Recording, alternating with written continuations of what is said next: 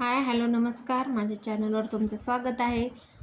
आणि मला शिवायची होती ब्लाऊजला पायपिंग. तर एक क्रॉस पट्ट्या घ्यायच्या आहेत पायपिंगच्या आणि ते एकमेकांना जोडून घ्यायच्या आहेत आणि शिवून घ्यायचं आहे. मग एका साईडनं फोल्ड करून आणि शिवल्यानंतर गळ्याचा भाग घेऊन आपल्याला कोणत्या साईडनं, आपल्याला ज्या साईडनं इझी पडते त्या साईडनं आपण तो भाग घेऊन पायपिंग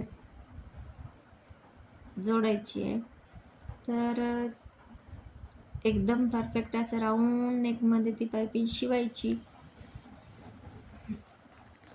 राऊंड नेक असेल तर राऊंड नेक आणि चौकोनी वगैरे असेल तर चौकोनी, जसं आपल्या गळ्याचं नेक आहेत त्याप्रमाणे.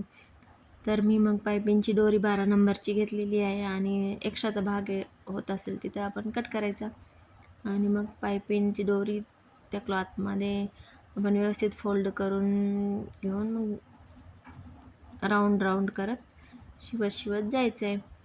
तर हे शिवत असताना एक लक्षात ठेवायचं की आपला ब्लाऊजचा कपडा त्या पायपिंगच्या मध्ये नाही आला पाहिजे, व्यवस्थित राऊंड अशा पद्धतीने आली पाहिजे. बघा तर किती छान माझी पायपिंग येत आहे आणि ती दोरी व्यवस्थित आपली बाहेरच्या साईडनं अशी दिसली पाहिजे. तर त्या पद्धतीने आपण शिवून घ्यायचं. तर मग मी इथे शिवून घेत आहे. मी पण भरपूर प्रयत्न करून पायपिंग शिकलेली आहे, कारण मला पायपिंग जास्त असं म्हणजे माझी लूजच होत होती, मोठी होत होती.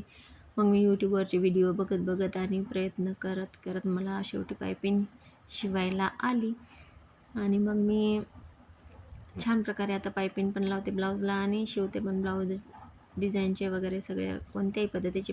आता मला काहीच प्रॉब्लेम येत नाही पायपिंग शिवण्यामध्ये. तर मग माझी झाली इथं पूर्ण पायपिंग लावून.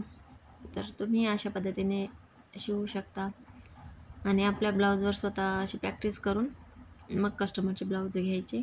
कारण बिघडलं तरी आपलं एक दोन ब्लाऊज बिघडू शकते, पण कस्टमरचे बिघडलं तर खूप प्रॉब्लेम होतो. तर मग हे पूर्ण लावून झाल्यानंतर उलट्या साईडने असं पूर्ण राऊंड असं फोल्ड करून घेऊन शिवत जायचं. तर बघा किती छान पद्धतीने असं राऊंड अशी माझी पायपिंग आलेली आहे. आणि मी पण नवीनच चॅनल आहे माझ्या चॅनलला लाईक करा, शेअर करा, सबस्क्राईब करा आणि अशा पद्धतीने तुम्ही पण पायपिंग शिवून बघा. प्रयत्न केल्याने सगळंच काही होते, हे माझ्या खूप अनुभवावरूनच मी सांगत आहे. तर बघा किती छान पद्धतीने अशी पायपिंग लावलेली आहे मी आता आणि छान वाटते ही पायपिंग. Thanks for watching.